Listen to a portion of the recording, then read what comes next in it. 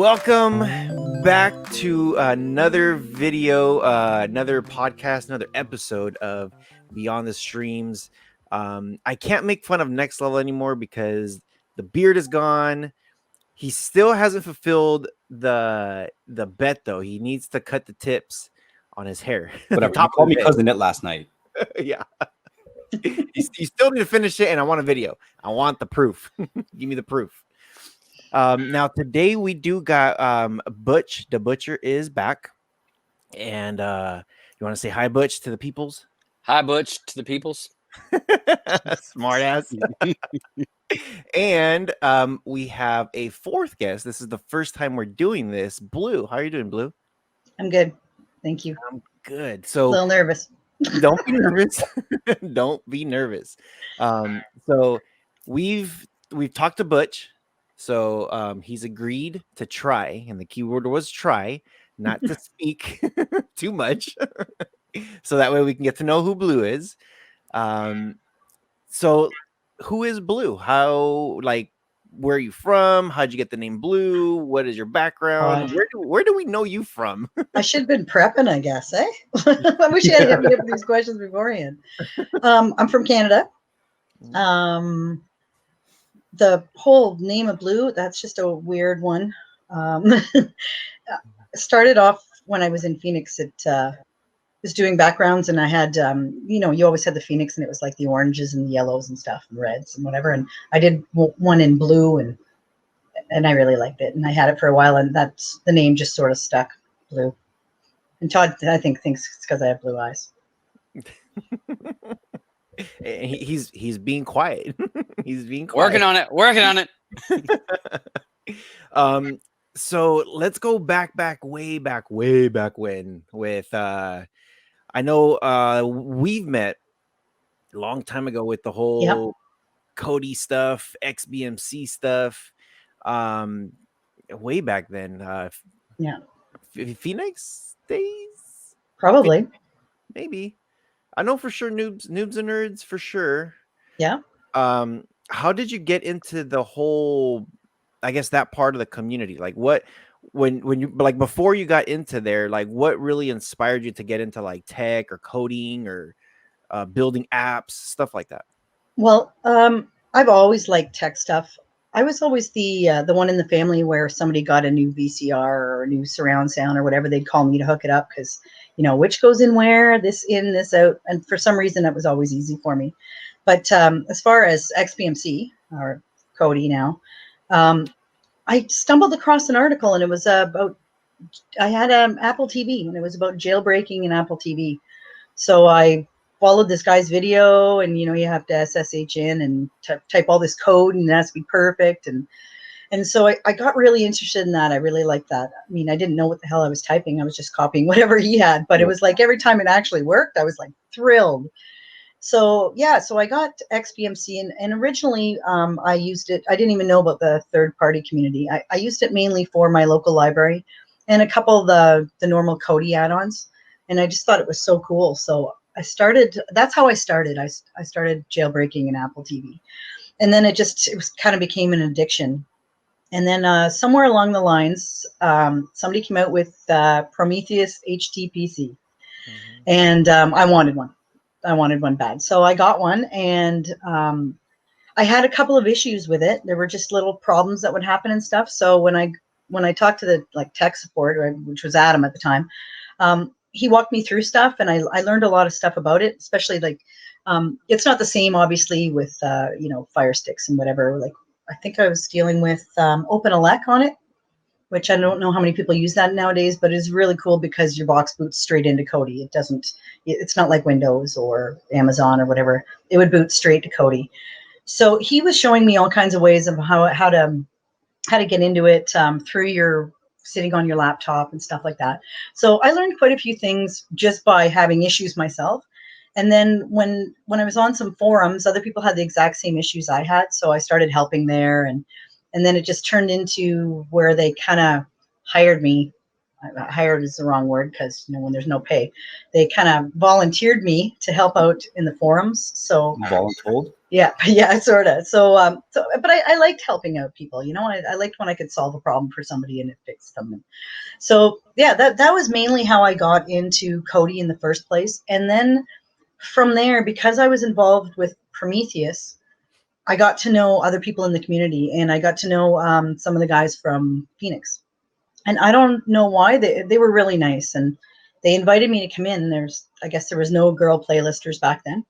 So they wanted to have somebody that would like, I mean, the funny thing is I'm very not girly. Like I'm not into like Hallmark movies and stuff like that. I like action movies and superhero movies, but they needed somebody to fill that niche. So I was like, you know what? That sounds cool. So stepped into Phoenix, and all those guys taught me a lot of stuff, taught me how to do everything that I could do as far as it came to playlisting. Back then it was a big deal. It's not like it is nowadays. And people are like, oh yeah, the old days. But when you had to put like, you had to make all your XMLs, you had to add all the meta, you had to add every single line of your XML had to be done by hand. And then you had to go find your links. And these were like direct links. So the second it went down, you know, that was no longer good anymore. So then we started adding multiple links. And then even that would go down because you'd grab from one whole site, and the site would go down. And then because Cody just kept getting more and more popular, more and more people using it, more and more sites crashing. You guys probably all remember that, like where it started off so simple, and you know there was like, you know, 100,000 people that used Cody, and now God, I don't even, probably like 100 million you use Cody now because everybody and their grandma has it. So yeah, it advanced from a single link to a multiple links to a single link to a site. So in other words, like that site would pull all the links for you. Mm-hmm. And then it turned into, you know, so you'd have one scraper that you would use for everything. And then it turned into multiple scrapers, and which is kind of what it is now. But even that, we've gone beyond that. And now you got to use RD if you want to get any good links, you know? So it's like, it's come a long way from back in the day when I was doing it. I did a lot of stuff along the way too. Like, so it went from Phoenix. There were some issues in Phoenix, and I was having some problems there. So at that point, I was also friends with a couple of the guys from Noobs and Nerds, and they basically said, you know, like if you want to come over here and we'll do an add-on for you, and you can, you know, you can keep your stuff and you can keep doing it if you want. And I was kind of like, yeah, that sounds cool actually, because TBA, it was toxic over there, and I wasn't comfortable over there. And all the guys at Noobs and Nerds, they're all about, you know, transparency, and here's my code, have a look at it. And here's like, they never try to hide anything. They never make you feel bad for stuff. Like, I remember one of the things that made me mad as when I was with TVA is that's when builds started getting really popular, like really popular. And he would always say, basically, you can't promote anybody's builds. Because I used to like to be able to, if I saw somebody put a cool build on Twitter and I was following them, I'd be like, you know, retweet. Well, I'd hear about it later in the day when he just saw that I'd retweeted somebody's build. We don't promote builds. We don't promote. And then one day I went on Twitter and I said, the best build that you can have is your own. That's all. So you started. And no, well, I that's what I said. And then he came back with, we don't talk about builds. And I went, whoa. I didn't talk about a build. I said the best build is your own.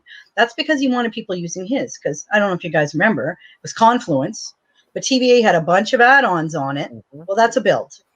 Like, so it was like, you know, you can have a build, but nobody else can. So it was just, to this day, I still can't stand that guy. And I'm pretty sure he ratted a lot of people that I love out. They're gone because of it now. But anyways. So after that, I went over to Noobs and Nerds, and that's where I met Todd. And when I went, a couple of the guys from Phoenix came with me. They didn't like the environment either and stuff. And so that's basically where we started Bob, which that was oh my God, it's like so much drama all the way along. So when we left, basically I asked if we could use Phoenix as a base because we were kind of in a rush to get things up and running. And that was okay that we did that.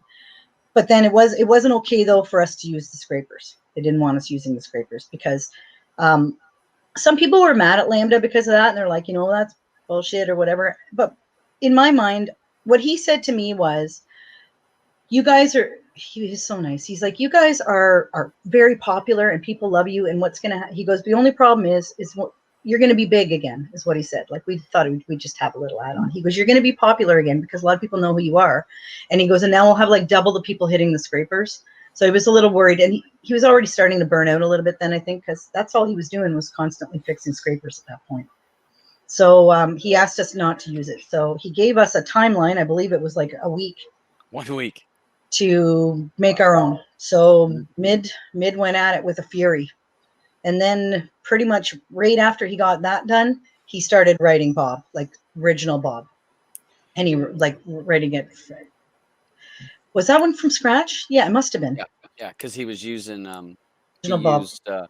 but he was using the script from Lee. Oh, yeah. That's when he started using Python coding. Python coding, yeah. And he was because Lee had wrote that, and Mid's like, you know what? I want to support the guys that are in my team, you know. So Mid wrote in Python coding is just based on they're like shortcuts. Yeah, they're like shortcuts. And so instead of you writing a whole bunch of code, you could write a small shortcut. Yeah, because Lee had already written the code, and right. you just would pull his code.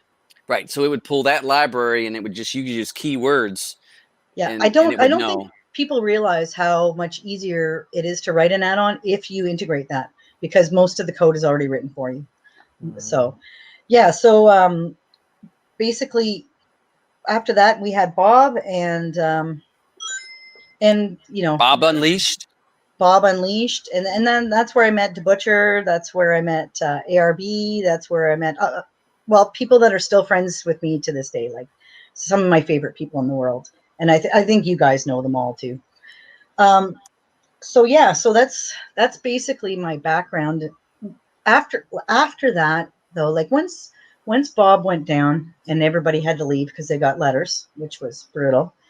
I just sort of dabbled in Cody after that. I mean, when that happened, that was after actually, and when Min had written Jen, and he had that up and running because he wanted everybody to be able to have a base code to have your own add-on. So you would right off the hop, all you had to do was change a few things, and you had a working add-on. Then you would build your own XMLs. You would tailor it to yourself, and then he was also hoping, because he put something in there which he called a hook, that people could just write pies that could basically link into Gen really, really easy. Like people did write some, like for like certain websites, black and white movies, they wrote one for that, you know, an anime one. I think Mid was also hoping that people would make it a little more in depth as far as maybe the GUI on it and whatever. But I think it turned into majority of people that started their first add-on with a Gen were more like playlisters, new noobs. Some of them learned to code, most of them didn't. So nobody stepped up to take it beyond where it went. And like even nowadays, I'll see people complaining about Gen, and they're like, oh, you know, it's all copy paste, blah blah blah. Yeah, and and it doesn't do this and it doesn't do that. That's because it's a base. It's not a developed add-on. It's not moving up. It's up to each person if they want to integrate new stuff into it to do it. The fact that people haven't, that's not the fault of Gen. Like Gen is a great add-on, and it had so much potential. And I mean, I can't even imagine what it would have became if Mid could have stuck around. Like I can't even imagine, because he's got so many ideas going all the time. So yeah, after Gen, after that happened, after all the guys had to leave or whatever, Todd and I scrambled, and we scrambled like crazy to keep Gen going, because there were so many people that had it. We put together a team of people that worked on the scrapers, because that was a big deal. I did do a lot of it. It felt like my baby, you know, so it was like I didn't want it to fall apart. So we scrambled to find servers for it. We scrambled to get a repo for it. We scrambled to find people to upkeep it, basically. And a lot of really nice people stepped up. And even to this day, the Gen room's packed. There's tons of people working on it still, working on their own add-ons. So that became, luckily, sort of self-sufficient. I mean, so that was my big first undertaking. I don't know what it is with me, but I think I said this, Todd, on your show at one point, is I'm not a coder. I couldn't write code to save my life. You have. Not really though. Basics, ABCs. You know, I couldn't write a novel. I could write the alphabet. So I always felt like my job was to bring together the right people to fix things that needed fixing in Kodi. Like we had a few issues. You guys might remember this too when Q was gone. So EIM and what was it? EIM and Metallic. Yeah. Because they were left. And people all of a sudden want to start using it once Q left. Everyone's like, oh yeah, we want to keep using that. Yeah, all of a sudden it was like when it was happening, TVA's bashing it and saying, oh, it's scraping like every website known to man all over the place and ruining everything. No, that's not how it worked. But anyways, yeah, so when Q left, then people started getting interested. Oh, where's Metallic? Why can't we? So not unbeknownst to me, somebody had taken it on. And at that point I was in one of the groups with Blammo, and I said to him, well, you know what? Why don't you upkeep these things? And then he was Wraith and Chapa I. So he basically just cloned them, changed the names. So then he had, and this other guy had, I think might have been less. Then I found out there was two other guys that had it. There's like four of them that had, and UK1. So what happened is they kept trumping each other, and they kept from upping the version number, which would, if you had the two repos, would wipe out whatever you had on your build with the other guy's one. So at some point I'm like, okay, we need to find a way around this. So I got them all into a room and had them agree that they were going to stay within the same thingy, and that if you were going to up the version, that even if there was no changes on the other guys, they were going to up their versions as well, so that it would all kind of stay in conjunction with each other. So that seemed to work out okay. Todd, we haven't had any issues, because there was a lot of fighting about that. Yeah, because remember, people were doing like that 9.99 version. Yeah, that was a dick move. Like I said, if you had both repos and it was extended info mod, and if you had extended info script, if you had it and you installed, let's say, Cellar Doors, and you were using the one from Jarrell, if you were using the Jarrell one and you installed Cellar Doors, all of a sudden Cellar Doors would overwrite yours. Now it's not the Jarrell version or Chapa I. All of a sudden now it's the Cellar Door version, changes everything. So and if you have it integrated in a build, and that is where you have a widget or something, or you have it in a specific section, you know how it has to go to that add-on to that. But if now it's a different add-on, now that widget's gone or that whatever. So it was screwing up people's stuff left, right, and center. So those were some of the still Kodi stuff I did. Then I got into theming a little bit, and that was actually a lot of fun, but a lot of work for theming.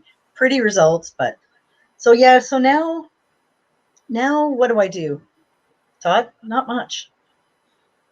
You come on 2 shows a week. Yeah, I use Plex more than I use anything now. I mean, I use Kodi once in a blue moon, but I got into Plex and automating, and so I'm still tech-wise. I still like everything tech-wise, and I still like Kodi, and I do help people like in their chat groups with admin stuff, just to when people are being idiots to each other. But yeah, that's pretty much my background for tech for Kodi. Now, real quick. This is with no glasses of wine, right? Yeah. Yeah. No wine. We started with, I'm nervous and shy, and I don't know if I'm going to be able to say anything. And then 18 minutes later. Jesus, sorry. No, it's great. It was awesome. I'm like, dude, this is some good stuff here. I've been around a while, so I wanted to ask, can you kind of give us a little bit more perspective in regards to a timeline from when you started messing around with an Apple TV? Were you saying things that you're putting like some kind of Kodi version on an Apple TV, and that's where it kind of all started? And roughly what time was that? It would have been Dharma time. I started in Dharma, so D. XBMC was D at the time. So I'm not sure how long ago that was now. That was a while. Yeah. And then I remember Eden and Frodo, and up we went. But yeah. And Phoenix, God, 2014. Todd, when was Nan? 16-ish? Yeah, because it was 16. Yeah. 16. Yeah, showing I was looking to see when Dharma was released, because that was Dharma was XBMC 10. But I'm not seeing an actual date, 10? but 10. But that would be somewhere in the I think 15, 16 years, maybe 14, because it doesn't Maybe give me a 14. year. Yeah, it doesn't give me a year on that. But yeah, those were fun. The Apple TV. It actually was so much more work than it is now. Well, and it made you feel smart. Like, I mean, like I said, you're typing somebody else's code in here, but for some reason, when it would work and it would fire up, and you'd be like, "Oh my god, now I can have free stuff! How cool is this?" Yeah, Mhm. yeah. Loved it. That feeling is like every time you set up a device for somebody and it works and they're happy, you get that. I'm smart. Yeah, I did that. Look. And the best part is knowing now what we know, and I mean how easy it is for us to do it, but they think we're really smart. It's like, well, that was 10 minutes. We're good. Well, the whole thing of being really smart. I don't know if you've heard my part of how I got my first build, I guess you can call it. I was really dumb. A friend of mine from I knew this guy throughout high school, junior high, like we grew up together and everything, and it was I saw him posting on Facebook saying like, dude, unlock your Fire Stick and you're able to watch all the pay-per-views and everything for free, like, you know, like you can see everything. And I'm like, okay, look, dude, Simpsons season 1, the first 5 episodes, can you see that? He's like, duh. I was like, okay, hold on. All the Bruce Lee movies. He's like, yeah. Okay, what about MASH? Yep. Okay. If you say it could play all that old stuff, because I'm pretty sure the newer stuff is going to be easier, because what I used to do is I just used to go to websites. You know, like every Saturday mornings, I would be typing in how to watch the free pay-per-view fight tonight. You know, and I spent on Gen 1, this is my first gen, this is first gen Fire Stick, $180. Holy crap. Holy crap. Yeah. You know what? I remember those days, though. I remember people gouging people like crazy. I remember that and thinking, oh my God, it cost you $40 for the stick and you got another, $140 for what? And most people wouldn't follow up with like help. It would just be, here you go, and then try to get a hold of me out again after. But Blue, remember that's US, not Canadian. It's even worse. So it's even worse. That's like 4,000 Canadian. Oh, God. Yeah, it is. According to Todd. Well, I started to have issues with my device, Yeah. of course. I did have oh man, I'm trying to think if I know it did have the XBMC, and I had like a very, very old, or I guess at that time young version of Cody. And Genesis was on there, Ice Films. There was another one. There's one add-on that nobody remembers. It was called Robin. Do you remember one called Robin or No. Robin Hood? Yeah, it looked like Robin Hood. Yeah, I remember that. I want to say, was that RoboCop? He was on Facebook. RoboCop. He's an English guy. If I'm not, I could be wrong, but I remember when I'm thinking of Robin, I'm thinking of RoboCop. maybe. I'm trying. He's still on Twitter. So a lot of the stuff just worked back then. It worked great. And I messaged him when something updated and I had no idea what was going on, and all of a sudden stuff wasn't working, and Sports Devil went down and for the millionth time. Yeah. And I'm just like, oh man. So I finally started to do some research. I was just like, just Googling Fix it myself. Yeah. And that's how I got onto the scene. That's how I started to I can do this. I could help some people out. So then of course I'm like, you know what? Let me help people out. I'm not going to charge them $180. So what I did was whatever, like the Fire Sticks, if they were $40, I'll be like, look, $80. Awesome. I'll put the thing on there. Let me know if you need any help. If you need any updates, I'll walk you through it. And that's how I landed on YouTube, where I was getting a lot of text messages, phone calls, emails, whatever it was, to fix this, fix this, fix this. I'm like, let me just do a quick video here. Yeah. And so I started to do that, which was interesting because so there's two people that I was asking a lot of questions. Omar from Gears TV. He had that Gears of War build way back then. And then there's another build called the clean build, which was from Touchstone. So I'm watching them. I'm watching Joe Nobody. I'm watching Husham. I'm watching Solo Man. I'm trying to watch everybody to see how I could like get my stuff working. Where I finally, I was finally, you know what? Screw this. I'm just gonna make my own damn build. Like this is not hard. Like I guess I don't want to. We hate using the word tech savvy. We hate using the word tech savvy. So I guess I don't have any technological differences. But yeah, I figured out how to do it on the computer, install it, and get into the back end. And I already knew about how to do XML files, so I was already screwing around. I was using, I'm still using the Sonfluence build, or the Sonfluence skin. So that's what I did. So then I created the simple build, and I'm like, I just want this thing as simple and as easy as possible. And along those lines, right when that build first came out, I started to talk to Solus. Oh, I miss Solus. Yeah, he's still around. He's quiet, but he's still around. Yeah, he was always famous for here for a month, gone for 4, here for a month, gone for 4. Mm-hmm. Yeah, He retired as many times as Fanorific did. Oh man, it's the truth. No, that's another one. No, that is the truth. That is true. That is true. Fanorific was another one that I picked his brain on with the skinning and all that, and that's how I got in. But I started with $180 Fire Stick. That's pretty cool though, eh? It's just it's like you stumble into it. It was the same thing with me. I had an Apple TV, saw this thing. Ooh, hey, what's that? Mm-hmm. It's just kind of a fluke. When you started stumbling into the whole community, where did you first start going to find your information? Like, where was your resources, and how did you continue to up your game or continue learning as you moved along?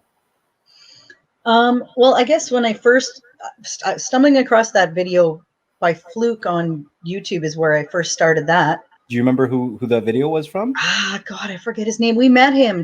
nxtlvltech. Yeah, actually lives down near you, I think. He's in Canada, isn't he? Yeah, he's in Ontario somewhere. He came to, we did a Cody, we did like a Cody conference, we called it, down in Brampton. And Todd came up and he was there. He wasn't there. Was he there all night? No, just for a little while. Yeah, he does a lot of videos on Buzz TV now. Okay, but he was the one that was doing the videos. He's the, and when I found that out, actually, when we went to Brampton, I'm like, oh my God, you're the reason I'm doing Cody stuff. That's kind of, I didn't know he was around that long. Yeah, I learned from him. And then other things, like when I went to Phoenix, for example, the boys taught me everything.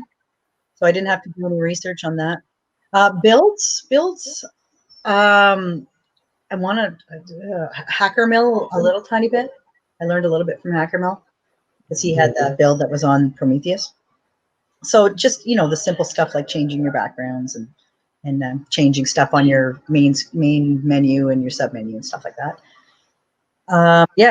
XMLs from Phoenix. Skinning from, I want to say TK, and I watched a lot of Fanorific's videos. Mm-hmm. Just wherever I could find it, I guess. A little bit of Python from Lee. Lee had like a course that he was going to run every week and show you. Lee from Supreme Builds or Lee? What do we always go by? Whoopsie Lee. Yeah, like Whoopsie Lee is how I said Noobs and Nerds. He was the guy. He was it. The head of at Noobs and Nerds. And he would have little Python coding classes for us and stuff like that. And yeah, it was like I seemed to get really lucky and falling into groups of people that knew a lot, and I would be interested, and they'd take the time to teach me, and then I would take the time to teach others, and made a lot of videos on it. and did a lot of that over the years too. Because like you, Rojas, it was like you know, when you have people asking the same question over and over again and trying to type it up over and over was such a pain in the ass. I started making, you know, 3-minute videos. This is what you do to make a repo. This is what you do to, you know, for all these little situations. And then I keep them handy. And then if somebody asks, just shoot it back over to them. 3-minute video. Is that like an intro? That's a Todd intro. Yeah. I think that is your intro. It's like 3 minutes long now on one of your shows. Hey, his intros are dope. That's just yeah, I the do video. like the countdown, but then he's got to have the ship or whatever else after it. You know, so they know what they know what they're watching. Yeah. Yeah, honey. Pirates. But yeah, like, I mean, I've just been lucky enough to stumble across the right people at the right time, it seems like. So it kind of sounds like you didn't need to, let's say, go to a platform like YouTube for information, that you found a lot of the stuff through people in the community behind the stream scenes. Was there anybody that you did watch in YouTube, or who were some of the first streaming YouTubers that you started to watch?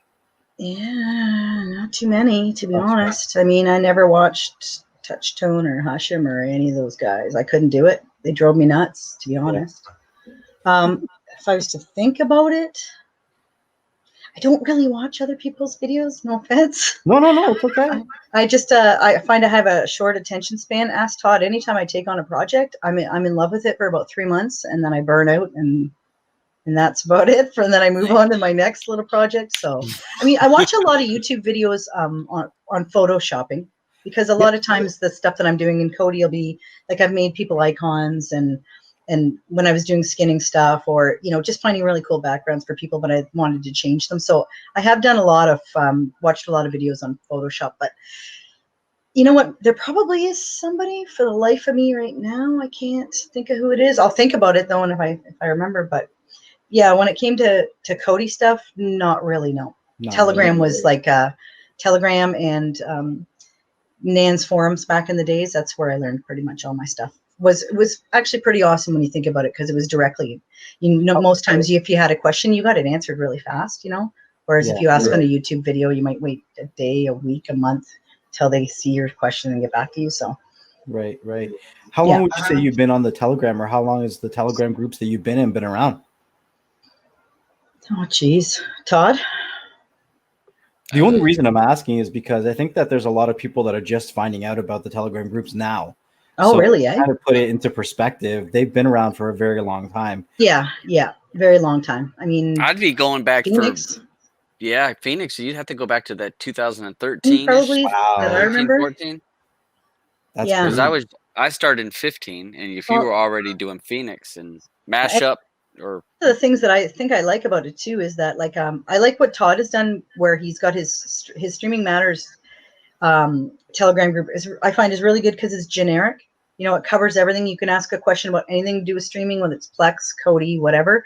And he also has a link to other people's Telegram groups. So if you're looking for, you know, I really like this add-on, this add-on, this add-on, this builder, whatever. Chances are, if you go to I don't know if you guys might have the same thing, but Todd will say to people, if you want to promote your group, if you want to promote your YouTube channel, anything, send me the link, and he throws it in there. So it's kind of like a one-stop shopping for everything Cody. Yeah, he lets me share my stuff in there, so that's cool. yeah. Well, it helps, because, but I felt like those are like the links, that links group, and it's so there's no chatter, no talking. It's just links to all these different groups, because people say, I want to get into, like you said, I've got a question about this add-on, and people are like, how do I get to that add-on? I'm like, well, here's the link. If you want to click it, then you could ask the question, because sometimes if you ask the question about a particular add-on, it's hard to get an answer, you know. But if you go to the room where everybody uses that add-on, it's like, oh yeah, people can answer the question right away. So, well, and you got to be careful too, right? Because if you ask questions about, say, for example, Saren, maybe in another add-ons group, then people that, I mean, because that's a group specifically for that add-on, people get insulted that you're talking about another add-on in there. So it gets a little, some groups are touchy about you talking about other add-ons. Just like I'm guessing some build groups would probably be touchy about other build groups that they're not affiliated with, and they don't really like each other. So one thing that's good about Streaming Matters group is that it's generic, and we don't put up with any bullshit, which is good. We don't like fighting. And and then the channel is great. one-stop shopping, like I said, because it's hard to find in Telegram. It's hard to find a specific group you're looking for, you know, if you, depending on the add-ons you like or the builds you like or the YouTubers you like, you know. Because I mean, even sometimes when we've had people on Todd's show that have YouTube channels, and I'm like, yeah, I want to follow them, and I go and I type it in Google, and I, you know, there's 14 people with the exact same name, and I got to go down the list and try to find which ones that's not them.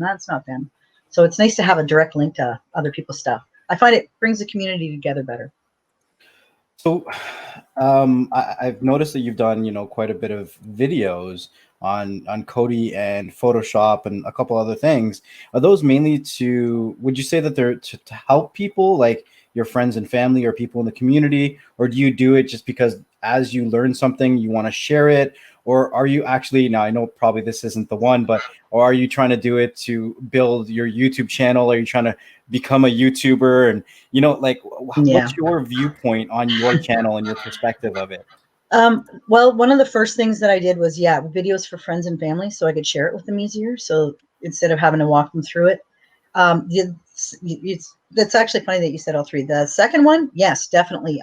Whenever I would learn something new that I couldn't find a video for anywhere, I would do it myself just so that it would be out there, because I was like, this is cool and this is how easy it is. And so I'd walk people step by step. I'd usually do it, and then if I did it right, I'd erase it and I'd go back in and I'd video it and go, okay, so this is how you do it. So yeah, I did it for that.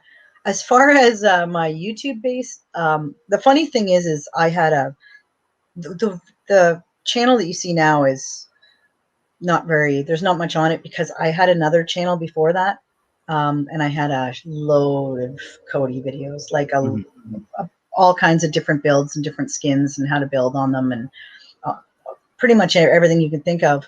But then when everybody got letters and stuff, I got a little nervous, so I wiped it. I wiped it right out. So that's why there's not a lot of content on there. And I had quite a few subscribers actually. Like not as many as you guys do, but at the time I had quite a few, and I canceled it. That's never been a concern for me because I'm not dedicated enough to that. I find I don't have enough time. If I do have time and I want to do one, I'll do it, but I don't want to have to commit to, you know, I'm going to make a video a week or a video every day, or I just, and and just to find content. Like full-time jobs. I don't know how you, honestly, I don't know how you guys do it. I mean, I admire it, but at the same time, I'm like, I wouldn't have enough to talk about. So now I just do it when I have something new I want to share. Although half the time Todd does them anyway, so I don't even bother.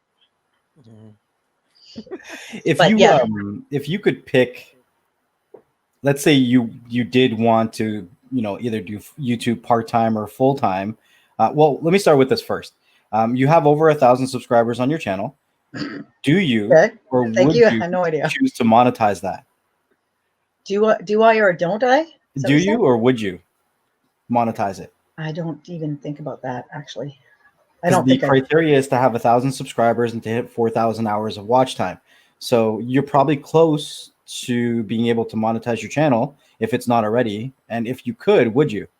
I don't think so. I don't know. I've never thought about it. That's not because I want to swear and I want to do stupid shit, and that I know Todd makes like $100 every 2 years on his, so I'm thinking like, you know, you could it's not swear like I'll and be then just rolling give it in to money. Todd to edit. And we know how well that'll happen. Yeah, no, that's in Canadian money, so US it's like a quarter for him. No, I mean I still want to make videos and stuff, but I do it more to here it is. This is new to me, and I had fun testing it out and stuff. And you know, instead of you trying to Google it or read it or whatever, here's like step-by-step guide on how to do it. If you like it, cool. If you don't like it, that's cool too. Like, but I mean, I know I have some of them that are like not skinning videos. Well, I do have skinning videos, but I made a build recently, and I thought it'd be cool to show them how to use auto widget. So I just made a quick video from making it from scratch. And to this day, I think I made that months ago. To this day, every once in a while, I still get a pop up. Oh my God, thanks so much. You know, I really appreciate it. And that makes me feel good. You know, that I helped somebody. So that's what I get out of it. I get a nice warm glow in my heart. If you could do YouTube part-time or full-time, would you do the same kind of content, or would you do something different, or would you do something differently? That's a good question. I do like the stuff that I do, although I branch out all the time. Like, I mean, I did originally, you know, Cody stuff, and then I did showing people just how to use what the hell's it called? My brain just went dead there. Todd, what's the thing we use for XMLs? Notepad++? Oh, no, Sublime. I did videos on Sublime. Then I did videos on using Calibre library because I have a huge digital library and I like to be able to grab my books when I'm on the go. So I did Calibre library stuff, Photoshop stuff. I do whatever tickles my fancy at the moment. So I'd like to continue doing that. Yeah, well, and that's the thing is, like, I feel like sometimes I get as far as I can with this topic. And I mean, I could continue making skin after skin or build after build, but that doesn't appeal to me because I've done it all before, you know. So I like just doing new stuff. So it'll always just be something a little off the cuff, and it may not have anything to do with Cody, although Sublime did, because, you know, anybody writing XMLs, it's really nice to know your way around an editor. But yeah, I've thought of a few things. Like, I mean, I the other day even joking about having like some sort of a channel where it's just me talking about, you know, stupid shit that I think about. Like the other day we talked about the fact that I think that Elon Musk should come out with a garbage cannon. So instead of, you know, worrying about moving to Mars, why don't we just get this big, huge thing that we can shoot garbage into space? Let's get it off our planet. You know, it doesn't have to be shot at the sun, but that would be pretty cool too. Mm-hmm. You know, but like, why can't you come up with inventions like that? That was like just anyway. I went on Todd. I went on for like 10 minutes about the garbage cannon because I think it's hilarious. Yeah, and I think it's smart. Plus, I want to protect the environment. I mean, I have a kid, and I hope she has kids, and so yeah. I mean, I have some off-topic thoughts every once in a while. I thought it might be funny to just do a little something to that, but at the same time, I think that's just silly. Like, maybe I'll just keep that shit to Todd's show. Yeah, wanted to thank you guys for coming. Now, one of the things that we tell everybody is, and we'll have we'll have both of you have a turn. Ladies first, as always. If there's anything you would like to tell the people, usually when somebody has a YouTube channel, they kind of have a closer of what they say.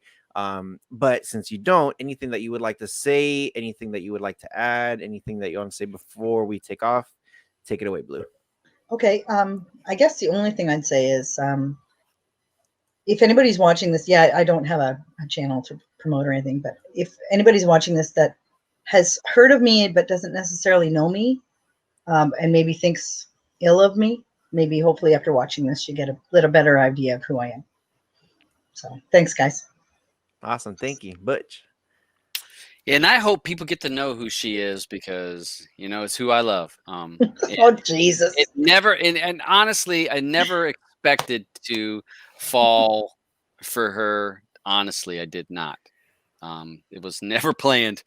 But I'm very happy, content to talk to her every day and call her my girlfriend, my fiance. Yeah, that sounds so funny. We're both like fiance. My fiance. But I want to thank you guys for, and the only thing I would say for people outside of this thing here is continue to learn, continue to support the YouTubers and the people that you follow. There's so much good content out there, and because you follow one person doesn't mean you can't follow somebody else. We all may do videos on the same subjects, but say it a different way, and you say it a different way and somebody else understands it where they didn't understand the other person. So, you know, just be kind, follow the people that are going to teach you, and pass that baton on. Whatever you learn, share that knowledge with other people. Don't hoard that information and that knowledge. Share it, because the only reason you know that information is because other people prior shared what they knew to you. So we can't stop the chain. This thing keeps going if everybody continues to share knowledge. That's Brilliant and totally true. Yeah. I told you, Jedi mind. Jesus. Smart he is. Mm-hmm. Oh. Yeah. He got sit over here smirking at me like, whoa, yeah, Todd. He's cheesy. He is a It cheese was ball. a really good. I had a great conversation with you guys. I haven't been a part of the streaming community as long as any of you guys here, including Rohas, DaButcher, Blue, yourself. Nor have I been actively involved in anything that's been Cody related. So it's really good that I've been given an opportunity with Rojas to meet a lot of the people in the community, a lot of people that have been behind the scenes, and starting to interact with a lot of people that I never would have through the community, and see how good the community actually is. There's some really Yeah. really good people out there, and a lot of times I guess we as keyboard warriors, or we as on the other side of a keyboard, don't get an opportunity to see the person on the other end. Yeah. And sometimes it just takes that moment to sit back and actually have a conversation to build those connections, and that's what this community definitely needs. So I've had a great time. I do appreciate you guys taking the time out of your day to spend with us, and I think that we hope to have more shows, more episodes of either us jumping on your channels, or maybe more Yeah. interviews or conversations to come forward. It's all about supporting and building up that community. So But with all that being said, thanks again, guys, for coming. We really, really, truly appreciate it. There's a couple things that we do say here at the end of the show is you guys take care of each other. stay humble and be patient, and we'll see you guys on the next one. Peace. Peace out. My God, you guys are adorable.